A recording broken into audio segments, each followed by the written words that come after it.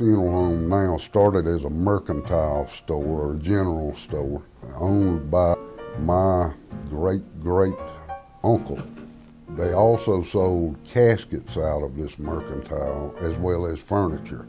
Floyd, who is the great uncle, and his brother JT decided that there was enough casket business that the possibility of being able to rent a hearse out was there. So they bought a hearse, and it rocked on like that till probably sometime in the 20s maybe.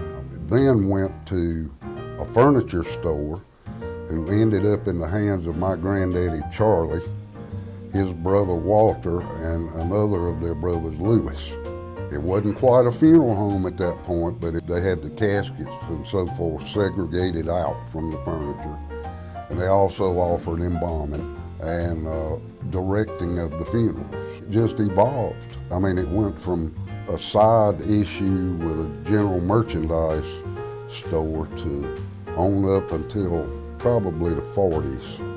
And it actually split off into two absolutely separate things. One brother took the furniture store, two brothers ended up on the funeral side of it.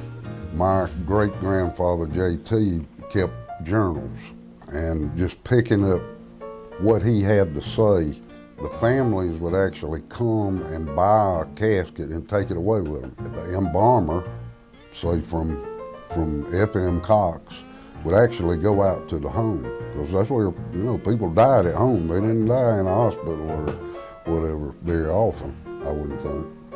And they would actually do the embalming process there and then bring the casket out and do the dressing and everything. Everything would stay at home until they either went to the cemetery for a funeral or they went to a church. I'm the fourth generation, and this has been going on for approximately 130 plus years. We're the oldest funeral home in Anderson County, and we understand that we're the second oldest in the state. We've served thousands of people for those four generations around Belton, the Honey Path area, whether they were white community or black community. That's relatively unique, I think, to most funeral homes around, because I would figure in the 20s or 30s, the black funeral homes had sprung up on their own, and of course the white were on their own.